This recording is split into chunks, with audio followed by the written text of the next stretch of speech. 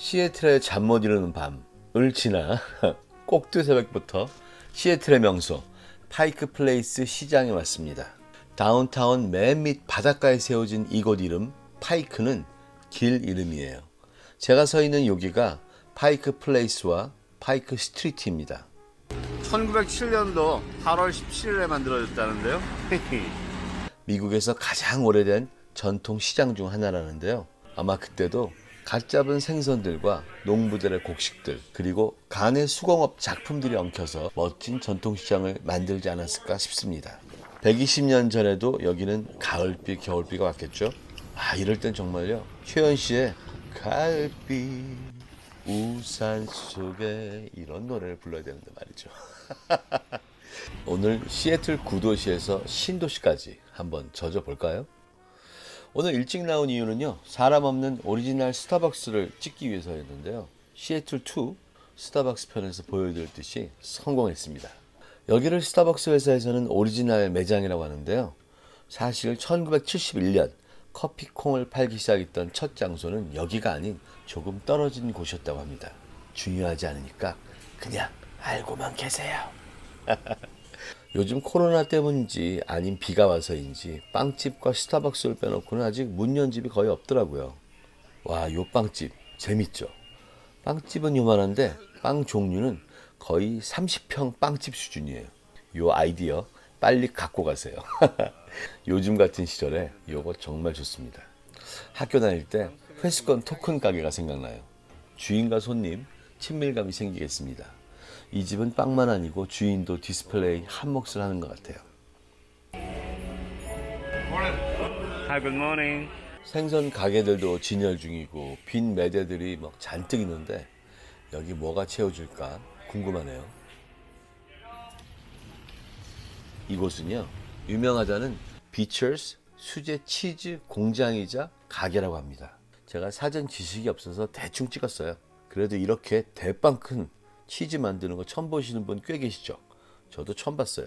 시작 전이시고 한참 준비 중이신데 저 쫓아내려고 오는 걸까요? 살짝 피합시다. 피해. 뭐 연예인 파파라치 같죠? 스타벅스에서 커피 한 잔을 사서 나왔어요. 안에 마실 데가 없거든요. 바로 옆집 빵집입니다. 이 빵집 유명합니다. 1992년부터니까 딱 30년 됐네요. 러시아 빵집인데요. 피로시키. 발음 맞나요? 여사장님이신데 한마디로 이 집 빵은요. 사라다빵, 고기빵, 연어빵 뭐 이런 거예요. 뭐 고기만두, 어만두, 야채만두 이런 식이죠. 그리고 이 집 빵은요. 손으로 반죽하는 것이 유명하대요. 보이시죠? 그런데 문제는 먹을 데가 없다는 거예요. 하나에 7불 정도 하는데 제가 5개나 샀거든요. Smoke salmon paste? Oh, just one? Yeah, what's just one? Anything else? And 그런데 일정상 집에 가서 냉장고 넣었다가 다음날 먹으니까 맛을 모르겠더라고요. 여러분들은 따뜻할 때 드셔보세요. 한국 가서 하나를 만들어 볼게요. 그리고 이 집 이번 달 대표빵이 불고기 플러스 밥빵이더라고요. 이제 한국의 위상이 대단하죠. 11월 1일 제가 한국에서 찍은 스테이크 샌드위치 동영상 올라갑니다. 보시면 완전 좋아하실 거예요. 많이 봐주세요. 아침을 먹어야겠어요.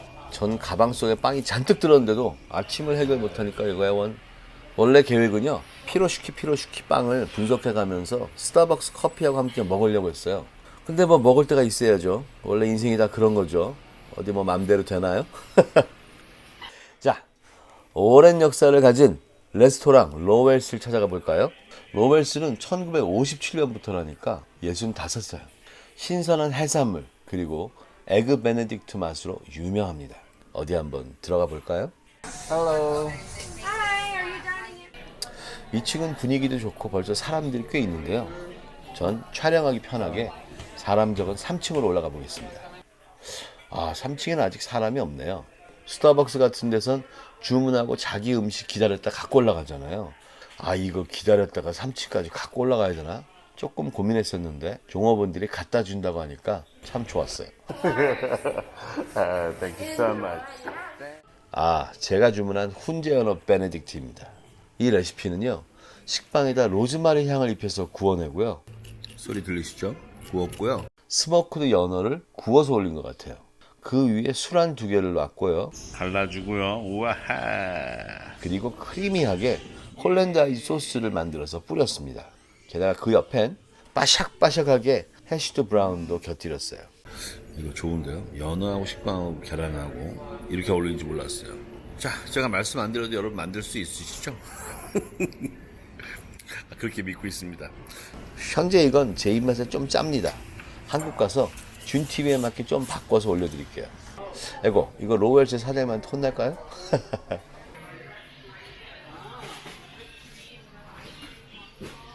자, 이제 빈 진열대에 장사하시는 분들이 물건을 올리기 시작하네요. 어쭈 이놈 째려보는 거 보세요. 뭐 어쩌려고 이 자식. 중간에 바다로 나가는 문도 있고요. 이 파이크 플레이스 마켓의 마스코트는 돼지인가 봐요. 여기저기 돼지가 막 득실득실해요. 오늘 저까지. 저랑 비슷하죠. 아까 맨 처음에 나온 암돼지 이름이 레이첼이래요. 나중에 알았는데 얘들 돈 먹는 기계라네요. 제가 그걸 모르고 1불도 안 주고 왔어요. 다음에 가시는 분들이 저 대신 몇 불 주고 오세요. 이 건물에는요 꽤 많은 음식점과 샵들이 있습니다. 여기 중간에 이 오징어 한번 보세요. 요즘 유행하는 넷플릭스의 오징어 게임 보고 만들었을까요? 아니겠죠? 아니면 넷플릭스가? 아무튼 생동감 있는 작품이네요. 여기 그림도 엄청 느낌 있죠? 갖고는 싶지만 돈 내긴 좀 그렇고, 여기 이태리 요리나 유럽 식자재를 파는 것 같아요. 근데 생각보다 좀 비싸고 그래서 대신 다양한 종류의 발사믹 소스나 치즈, 프로슈토 등이 있으니까요. 관심 있는 분들은 여기 들려보세요. 파이크 플레이스의 유명한 클램 차우더, 그리고 제가 저녁에 즐겼던 아이리쉬 요리가 있어요. 요건 따로 준비해서 방송해 드리겠습니다. 이제 파이크 플레이스와는 너무 대조적인 현대적이면서도 사랑스러운 유니버시티 시티를 소개시켜 드리겠습니다. 여기 유니버시티 시티에 참 오랜만에 왔습니다. 그런데 그 사이에 너무 이쁘게 바뀌었더라고요.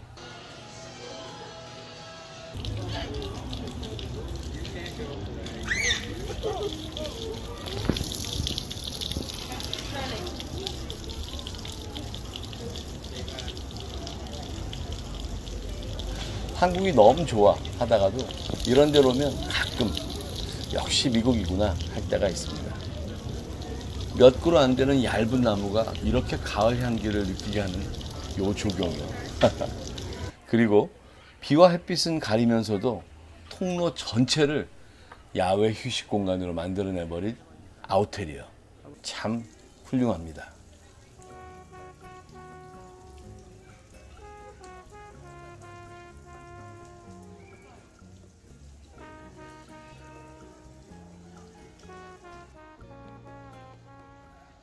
그리고 잔디에 조명이 된 애플 매장, 매장 앞 벤치들, 그리고 시민들의 휴식이 매장의 조각상처럼 느껴지는 이 설계 감각, 너무 훌륭한 것 같습니다.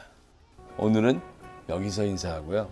시애틀에서 엄청 먹어댄 저의 레스토랑 먹거리들 다음에 준비해 드리겠습니다. 시애틀의 가을 저녁은 이렇게 익어갔습니다. 요리 사랑입니다. 그리고 여행은 설레임입니다.